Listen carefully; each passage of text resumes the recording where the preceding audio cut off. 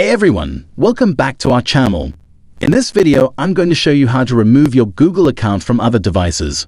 First of all, open the Mail app, and then you see the Your Account button, and tap on it.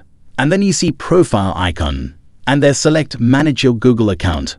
Mail showing the results. First open and scroll. Next here select Security, and then scroll all the way down until you find your devices.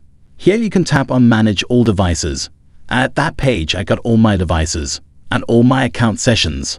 I can watch it, and I can sign out of any of my devices just by tapping on that device, and here just by tapping on Sign Out button.